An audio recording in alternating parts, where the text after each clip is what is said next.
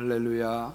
예, 우리 오늘 2부 예배 나온 모든 분들에게 법궤 주변의 사람들, 그런 제목을 가지고 말씀을 증거하려고 합니다.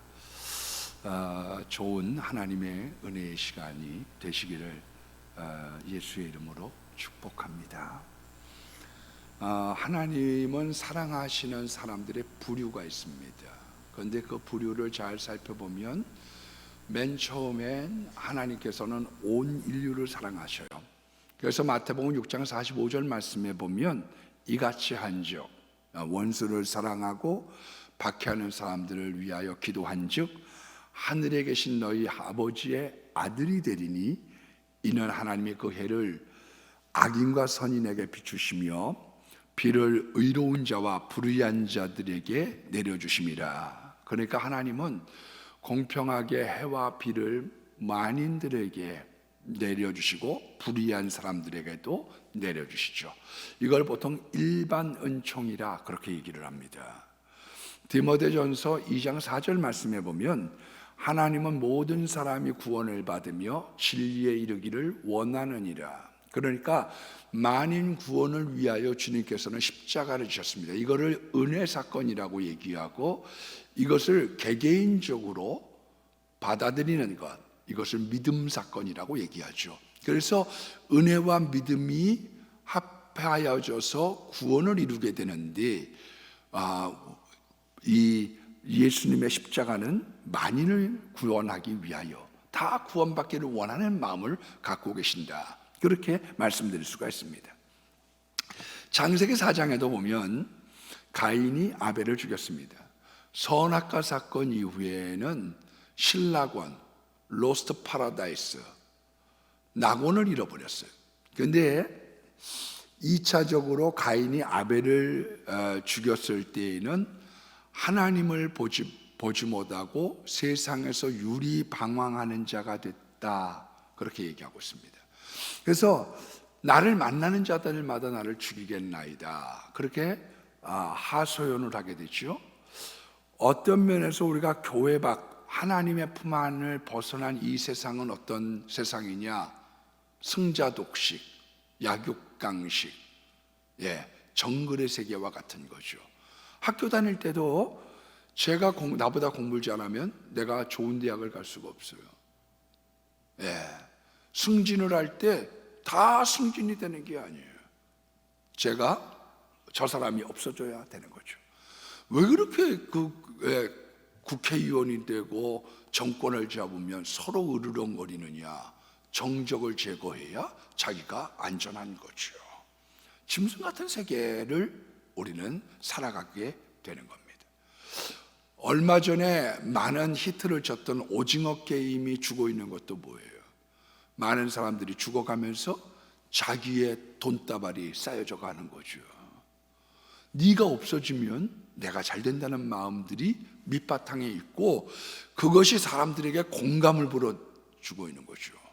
왜? 이 세상은 그런 세상이니까요. 그런데 하나님의 보호가 있습니다. 가인을 죽이는 자는 내가 벌을 7배나 더하겠다. 내가 너한테 중한표를 줘서 사람들이 너를 죽이지 못하도록 보호해 주겠다. 여러분, 하나님은 세상 사람들도 보호하고 있는 거예요. 개인적인 생각으로는 살인자가 예수님을 믿으면 구원을 받지만 신자가 살인하면 하나님의 얼굴을 뵙지 못했던 걸 보면 구원을 상실해 버릴 수 있다, 그렇게 생각이 되어집니다. 여러분, 하나님은 온 인류 모든 사람, 심지어 악인과 불의한 사람들까지도 사랑하시는 하나님입니다. 두 번째는 하나님은 죄인을 사랑하셔요. 마태복음 9장 13절에 있는 말씀에 보면 나는 의인을 부르러 온 것이 아니요 죄인을 부르러 왔다. 이스라엘 사람들은 자기 자신을 의인이라고 생각합니다. 그래서 이사야서 53장에 있는 고난의 종의 노래를 이렇게 해석을 합니다. 예수님께서 우리를 위하여 징계를 받음으로 우리가 평안을 누리고 채찍에 맞음으로 우리가 나음을 입었다고 생각하지 아니하고 본인들이 그 고난받는 민족, 고난받는 사람들이라고 오해하고 있는 거죠. 그래서 예수님의 필요가 없는 거죠. 왜? 내가 의로우니까요.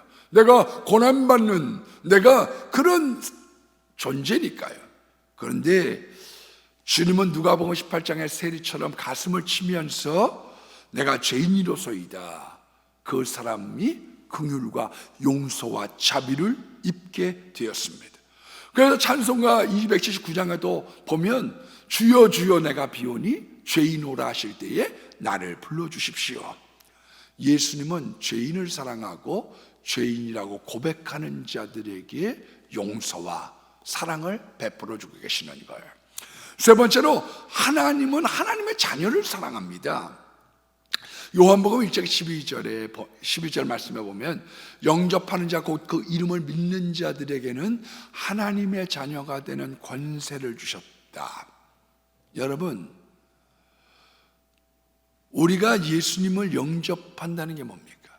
어떤 분은 새가족 그리고 좀 신앙생활 한 분도 저한테 가끔 질문하는 분들이 있었어요. 예수님을 어떻게 영접해요? 그분 생각할 때에는 예수님을 영접하는 것을 식사 대접이나 뭐 그런 것으로 생각을 하는 모양이죠. 그런데 예수님을 영접한다라고 하는 건 뭐냐? 예수님을 구세주로 믿고 그것을 받아들이는 거죠. 당신은 내 이제 주인입니다. 그 하나님의 대접을 해주고 그분을 나의 왕으로, 예수를 나의 주인으로, 메시아로, 구세주로 받아들이는 것, 이것을 우리가 영접이라고 하고 이때부터 하나님의 자녀가 됐다고 성경은 말씀하고 있는 겁니다. 하나님은 하나님의 자녀를 돌보시고 보호하시고 인도하시는 분이시죠. 그래서 하나님의 자녀를 하나님은 축복을 해주길 원하고 계세요. 민수기 6장 24절로 26절 말씀에 보면 하나님은 이스라엘 백성들, 하나님의 백성들, 하나님의 자녀들에게 이렇게 복을 빌어주라고 말씀하고 있습니다. 여호와는 내게 복을 주시며 너를 지키시기를 원하며 여호와는 그 얼굴을 비추사 너희에게 은혜 주시기를 원하며 여호와는 그 얼굴을 내게로 향하여 드사 평강 주시기를 원하노라 할지니라. 그러니까 하나님은 우리에게 복을 주시고 지켜주시고 은혜 주시고 복 주시기를 원하셔요. 하나님은 하나님의 자녀를 사랑합니다. 네 번째는 하나님은 일방적으로 사랑합니다. 야곱과 에서가 그것을 극명하게 보여주고 있는 거죠. 창세기 25장 23절 말씀에 보니까 큰 자가 작은 자를 섬긴다. 에서가 야곱을 섬긴다는 거죠. 그러면 왜 하나님이 에서를 두 번째로 보내시면 되지요? 그러나 하나님께서 말씀하고 계신 게 있어요. 뭐냐? 태어나는 순서보다 더 중요한 게 있어. 물론 버스라이트라고 얘기합니다. 그 장자권, 맨 처음에 태어났기 때문에 얻는 권리가 있습니다. 동생을 때릴 수도 있고요, 먼저 세상에 앞을 가는 강자의 삶을 살아갈 수 있어요. 예, 10살하고 5살하고 싸우면 누가 이기겠어요? 태어난 권리가 있습니다.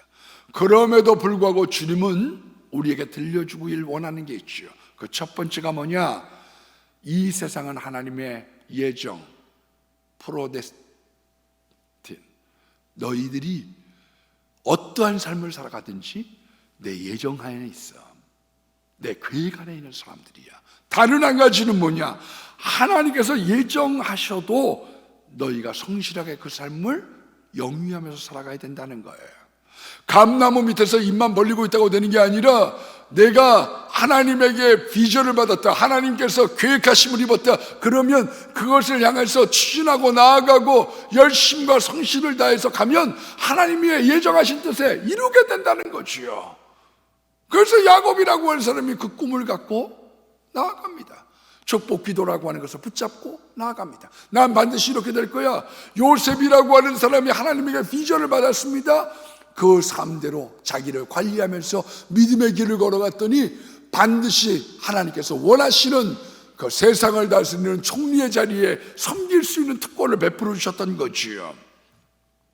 어저께 우리 학생들 보니까 수련회 때 아이들이 얼마나 열심히 기도하는지 저녁 예배 때 기도하고 난 다음에 제가 이렇게 산책을 나가다가 아이스크림을 좀 사다 주고 싶은 마음이 생겼어요. 그래갖고 아이스크림 이렇게 사갖고 오면서 핸드폰을 놓고 나갔기 때문에 애들이 그냥 갔으면 어떡하지? 그냥 그런 마음을 갖고 왔더니 여기 키즈 카페에서 얼마나 열심히 기도하는지, 우리 뭐 심야기도 저리 가라 할 정도로 막 열심히 기도해요.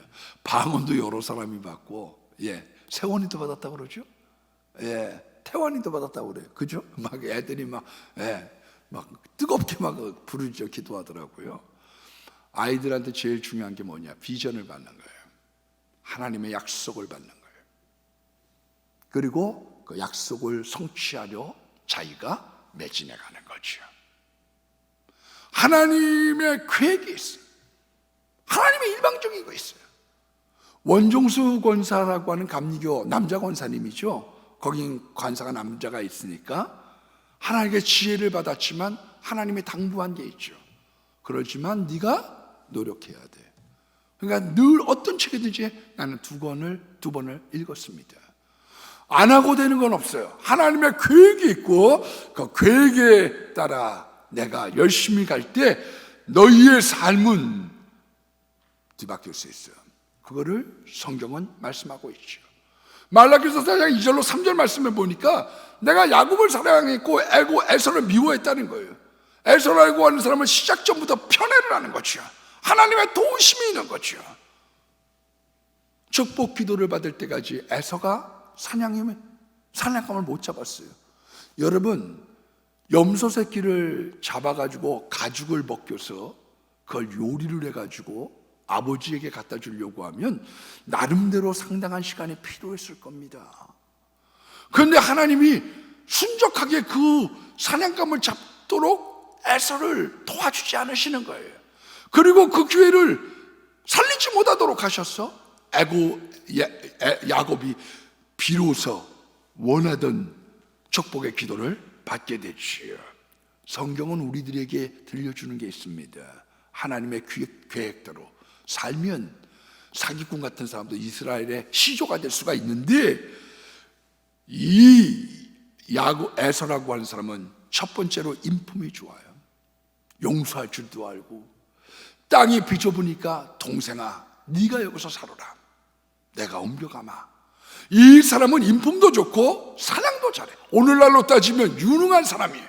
먹이를 갖다가 잡아올 줄 아는 사람, 돈 벌어올 줄 아는 사람, 그리고 털도 많았던 터프가이죠. 그러니까 나가면 여자들을 갖다가 데리고 올 줄 알았던, 여자를 끌을 줄 알았던 호남이고 터프가입니다. 그런데 하나님께서 사랑하는 조건은 그가 가지고 있었던 외모, 그가 가지고 있었던 실력, 그가 가지고 있었던 인품보다 하나님의 사랑을 입는다는 것이 굉장히 중요합니다. 저는 가끔 가다가 하나님께 그런 기도합니다. 하나님, 날 왜 이렇게 예뻐하세요? 왜 저를 사랑하세요? 난 하나님한테 잘하는 것도 없고 하나님 앞에 내세울 만한 것도 없는데요. 여러분, 하나님이 베풀어 주고 계시는 일방적인 사랑이 있어요. 그러니까 하나님 마음. 다섯 번째는 하나님은 하나님을 사랑하는 사람을 사랑합니다. 여러분, 하나님 사랑하세요? 10계명 중 2계명, 우상 섬기지 말라고 하는 2계명의 부속 말씀이 출애굽기 20장 5절로 6절에 나옵니다. 나는 질투하는 하나님인지요. 그러니까 하나님은 질투와 셈이 많기 때문에요, 하나님보다 더 사랑하는 게 있으면 하나님이 셈을 내셔요. 하나님보다 자식, 하나님보다 명예, 하나님보다 아내, 하나님보다 남편, 하나님보다 인기, 그 어떤 것이라고 할지라도 하나님은 질투한 하나님이기 때문에, 아브라함아 누구 더 사랑해? 이삭이야 나야? 하나님이 원하는 게 있어요. 제일 1번의 자리에 나를 놔줘. 하나님 질투하는 하나님인데, 그 다음에 나를 미워하는 자의 죄를 갚되 아버지로부터 자식에게 3, 4대 이르게 하려니와. 그러니까 가정이 안 되려고 하면 어떤 사람들의 가정이 안 되느냐? 나는 십자가만 보면 치가 떨려요. 나는 예수 얘기만 들리면 막 거품 물고 도전하는 사람이 있어. 이게 하나님에게 내려가는 멸문의 가문의 징조죠. 징조. 그 사람이 예수님을 믿고 회개하든지 여호와를 미워하는 사람, 그 사람들에게 3, 4대에 이르러 멸문의 문제가 생기는 거예요. 그걸 하나님께서 자꾸 저주를 자꾸 보내신다고 말씀하고 있는 거예요. 그런데 하나님을 나를 사랑하고 내 계명을 지키는 자에게 천대까지 이르러 은혜를 베푼다고 주님은 말씀하고 있습니다. 하나님을 사랑하고 명령을 지키면요, 한두 대가 아니라 천대까지. 여러분, 그래서 좋은 믿음의 조상을 뒀다는 건 복 중의 복이에요. 하나님이 그 부모 봐서 참아주고요, 하나님께서 부모 보고 축복하는 경우가 있다. 시편 112편 말씀해 보니까 내가 너 하나님 사랑하면 내가 네 자녀들까지도 복 줄게, 그렇게 약속하고 있는 거지요. 오늘 본문에 나와져 있는 다윗은 실은 허물이 많은 사람입니다. 많은 허물을 가지고 있어요. 그래서 허물을 사함받고 죄악을 가리움받는 자가 복이 있다. 이 사람 허물이 많아요. 가령 여러분, 아비멜렉 대제사장이 죽고 85명의 제사장들이 학살을 당한 배후에는 물론 가장 잘못한 사람, 악역은 사울이고 악역의 조연은 도액이죠. 그러나 다윗의 거짓말이 화근이 된 거죠. 와서 아비멜렉의 거짓말을 능청스럽게 합니다. 아내가 지금 밀사를 하는데 너무 다급하게 오는 것 가운데 먹을 것도 지금 마땅치 않고 칼도 없는데 어디 칼이 없느냐고, 어디 먹을 것 좀 있느냐고. 이것이 화근이 된 거지요. 화근. 거짓말 잘해요.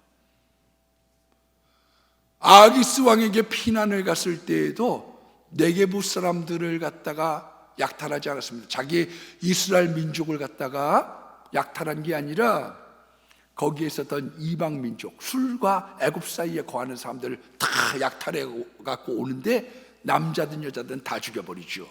그리고 짐승떼와 전리품을 갖고 아기스에게 상납을 하면서 네게부 사람들 내가 다 노예케 왔노라고. 왜? 사람들을 데리고 오면 딴 말 할까봐 다 죽여버리고 거짓말을 딱 하니까 아기스가 철석같이 믿는 거죠. 이제는 이스라엘 사람들 공격해서 전리품을 갖고 왔은즉 영원한 내 편이 되리라. 그러니까 전장에도 데리고 나가고 싶었던 거죠. 왜? 거짓말에 능숙하거든요. 이 사람 처신자래요. 어떨 때는 미친 척하면서 침을 질질 흘리는가 하면 밧세바 사건으로 말미암아 나라를 내란으로 몰고 그리고 불행을 가정에 끌고 들어왔던 사람, 인고개수를 했죠. 사람들 숫자를 갖다가 헤아리면서 내가 이제 고대 근동의 사자가 됐구나, 왕중왕이 됐구나. 거기에 대해서 흡족하고 자기만족 자만에 빠져 있는 것 때문에 7만 명의 사람들이 전염병으로 죽지 않습니까? 그럼에도 불구하고 왜 하나님께서 다윗을 사랑하셨느냐? 다윗은 허물이 많았음에도 불구하고 하나님을 사랑하고 잘못에 대하여 회개할 줄 알았던 거죠. 잠언서 8장 17절에 있는 말씀에 보면 나를 사랑하는 자가 나의 사랑을 입으며 나를 간절히 찾는 자가 나를 만나는데, 다윗이라고 하는 사람은 수많은 허물에도 불구하고 하나님을 전폭적으로 사랑해요. 여러분, 다윗의 한 가지 소원, 난 유일한 딱 한 가지 소원이 있습니다. 그것을 시편 27편 4절에 이렇게 얘기합니다. 내가 곧 내 평생에 여호와의 집에 살면서 여호와의 아름다움을 바라보며 그의 성전을 사모하는 것이라. 나는 딴 소원 없어요. 내가 무슨 왕 되겠다고 했어요. 내가 무슨 부자 되겠다고 했어요. 나한테는 한 가지 소원이 있는데요, 나 성전 좋고요, 거기서 주님 바라보면서 살고 싶어요. 이 사람의 소원이 그거예요. 나 하나님 좋아요, 예수님 좋아요. 여러분, 다윗의 삶이 어떠냐면 시편 119편 164절 말씀해 보니까 하루에 난 7번씩 찬양할게요. 굽이 있는 짐승을 들음보다 찬양을 더 기뻐하신 하나님. 그래서 이 피아노가 없으면 자기 혼자라도 찬양하고 수금 타면서 기타 치면서 하나님을 하루에 7번씩 노래했던 사람. 사무엘하 8장 11절 말씀에도 보면은요, 다윗이 그것도 여호와께 드리되 그가 정복한 모든 나라에서 얻은 은금을 하나님께 드렸다. 전리품, 아람, 모압, 암몬, 블레셋, 아말렉, 소바에서 얻었던 모든 전리품, 나 하나님, 나 정말 죽는 줄 알아요. 자기의 것을 다 통째로 드릴 줄 알았던 사람, 다윗의 마음, 성전을 지을 때 왜 성전을 지으려고 했는지 아세요? 이런 마음입니다. 사무엘하 7장 2절 말씀에 보면 왕이 나단에게 이르되, 여보게 나단 선지자, 내가 백향목궁에 거하는데 하나님의 궤는 휘장 아래에 있도다. 나는 이렇게 잘 지내고 있는데 그 처마 밑에 그렇게 있는 여호와의 법궤가 마음에 걸려. 그것이 성전을 짓고 싶었던 마음이지. 마음이 아팠어요. 하나님의 교회가 비가 새는 게, 하나님의 교회가 정말 이렇게 안 되는 게 마음이 아팠어요. 이게 다윗이 가지고 있었던 마음이지요. 다윗이 하나님의 교회를 옮겨오려고 마음을 먹습니다. 법궤는 이렇게 이동이 됩니다. 여호수아 때에는 실로라고 하는 곳에 있습니다. 그러다가 엘리 대제사장의 아들이었던 홈리와 비느하스가 전장터에 법궤를 옮겼는데 패전을 했죠. 거기가 에베네셀입니다. 그리고 난 다음에 이 법궤가 빼앗겨서 블레셋 땅에 가게 됐는데 거기에 자꾸 문제가 생기기 시작하는 거예요. 독종이 발생하고, 다곤의 신상이 손발이 잘라지고 몸뚱아리만 모가지가 잘라서 엎드러지질 않나. 이게 자꾸 문제가 되기 시작하니까 7개월 만에 벳세메스로 보냅니다. 다시 니네들 가져가라. 이거 우리 필요 없다.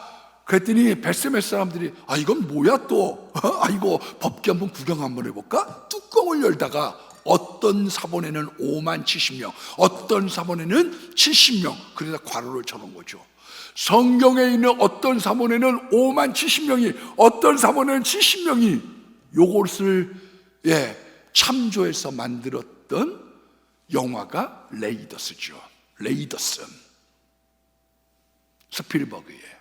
그래서 거기 다 죽어버리고 마는 거예요. 아이고 이거 안 되겠다. 그래서 기럈 요아림으로 보냈어요. 그랬더니 그 아비나답의 집에서 20년 동안 안장이 되어져 있습니다. 그런데 그 처마 밑에 있는 여호와의 궤가 마음에 걸려서 다윗이 다윗성으로 옮겨오려고 지금 마음을 먹고 있는 겁니다. 그런데 그 아비나답의 집은 유다지파예요. 유다지파.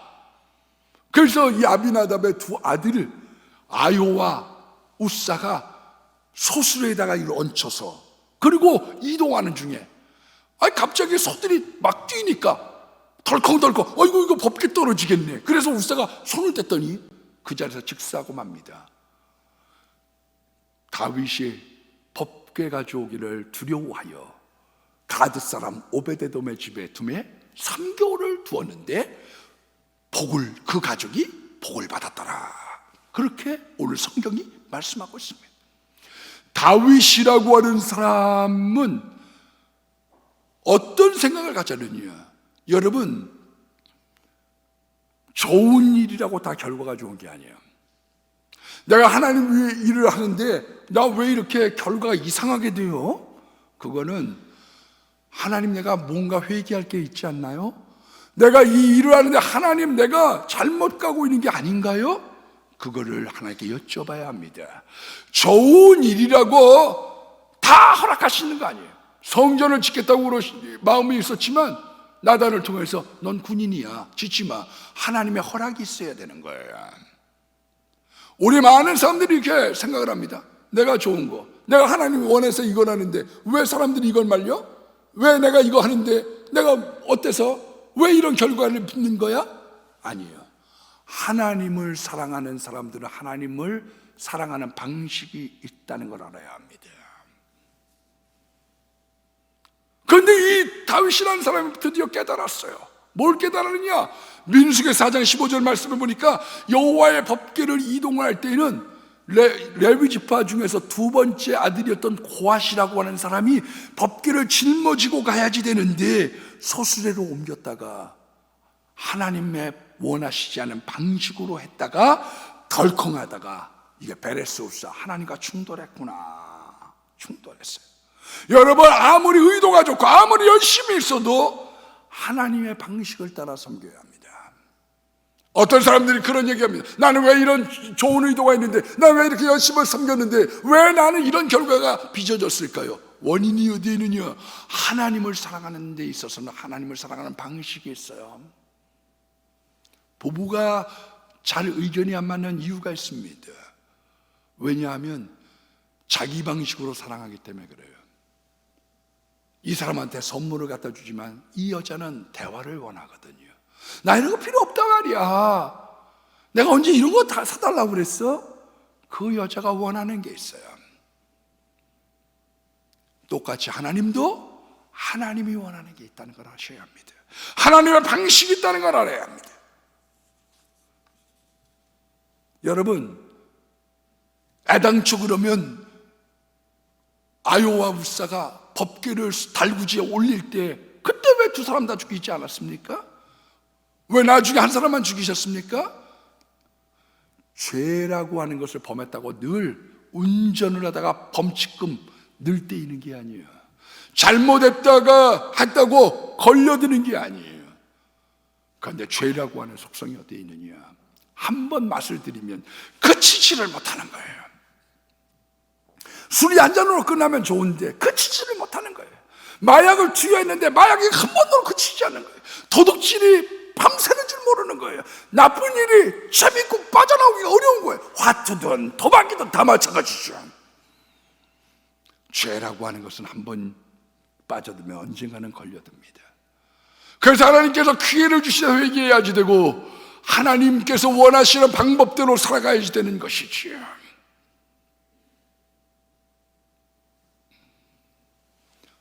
오베데돔은 역대상 15장 18절 말씀에 보면 두 번째 서열에 속했다. 그러니까 이 사람은 가드 사람, 이방인이었지만 고앗 사람들 밑에 소속되어졌던 사람으로 보여집니다. 직업이 문지기죠. 직업이 문지기. 성전에서 사찰 같이 일했던 사람, 문단속을 하는 사람. 그런데 성경은 이 사람을 복받은 자라고 얘기하고 있어요. 하나님 앞에서 큰 인물이라. 우리는 요즘에 있어서 가치관이 너무 잘못되어 있어요. 어떤 걸 크게 하고 어떤 사람은 사업을 잘하고 어떤 사람이 큰 걸 갖다가 하면 그 사람이 훌륭한 사람이고 복받은 사람이라고 판단하기 쉬워요. 그러나 성경은 뭐라고 얘기하고 있느냐? 문지기 역할을 잘한 사람, 내가 문단속 하나 잘하고 내가 물 떠다루는 거 하나 잘하는데 하나님께서 그걸 귀하게 여기셔서 내 작은 목소리, 내 작은 성품, 내 피콜로와 같은 소리, 이것으로 섬기는 것을 하나님께서 귀하게 여기셔서 그 사람들에게 복받은 자라고 말씀하고 있다는 것입니다. 세 번째는 법궤 때문에 즉사하는 장면을 봤는데도 자기 집에 모시게 됩니다. 다윗 두려워했죠. 왜 그런 줄 아세요? 법궤가 가는 데마다 문제가 있어요. 실로에, 여호수아 때 실로에 있을 때 문제가 안 되는데, 아니 홈니와 비느하스가 전쟁터로 갖고 나갔더니 패전을 해요. 이게 어떻게 된 거야? 이겨야 되는데 지는 거죠. 그 다음에 이것을 갖다가 야 우리 전리품 좋은 거 얻었네, 이거 복덩어리 얻었네. 그리고서 아기스 왕이 가져갔더니 가는 데마다 독종이 일어나고 번번이 문제가 있네요. 이제 벨세메스로 갔더니 뚜껑 열어봤다가 5만 70명이 죽어버렸네요. 그래서 아비나답 집에 안치를 했더니 그 두 아들 중에 한 아들이 법궤를 운송하다가 죽임을 당했지 않아요. 이거 큰일 났네. 이거 괜히 이거 손댔다가 나도 이거 큰일 나는 거 아니야? 두려워합니다. 그때 오베데돔이라는 사람이 내가 그것을 짊어지겠습니다. 내가 우리 집에 그분을 이 법궤를 갖다가 모시겠습니다. 아무도 원하지 않는 일. 어떤 사람들은요 잘하는 일을 잘해서 복받는 사람들이 있지만 그것보다 위대한 일이 있습니다. 아무도 원치 않는 것, 경쟁이 없는 곳, 그리고 꺼리는 일을 감당하는 사람. 남들이 나기 싫어해요. 하겠다는 사람들이 없어요. 거기에 충성을 했더니 온 집에 복을 내려주셨대. 그렇게 성경이 말씀하고 있습니다. 법궤를 놓고 죽은 사람이 있고 복받은 사람이 있습니다. 이게 복음이에요. 어떤 분들은 불신지옥은 얘기하지 말았으면 좋겠어요.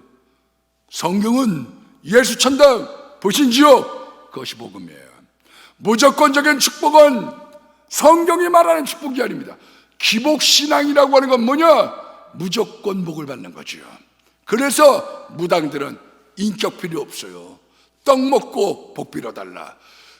이거 받고 복 빌어달라. 인격이나 도덕이나 방식이 없어요. 그러나 하나님 나라의 축복은 어떠느냐?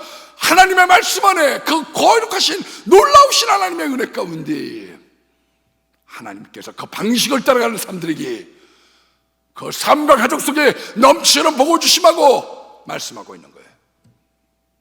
신앙의 명품가 아닌 어떤 사람이 있습니다. 오베데돔. 왜? 하나님의 방식대로 섬겼거든요. 남들이 원치 않았던 거기에 자기가 희생의 제물로 하나님을 섬기려고 했거든요. 오늘 여러분들의 인생 속에 잘하는 것도 중요하지만 그것보다 10배 위대한 일이 있습니다. 하나님께서 기뻐하시는 일이 있습니다. 남들이 하길 원하지 않는 그늘진 곳, 그것을 감당할 줄 아는 사람들, 그런 믿음의 권속들이 되기를 주의 이름으로 축복합니다.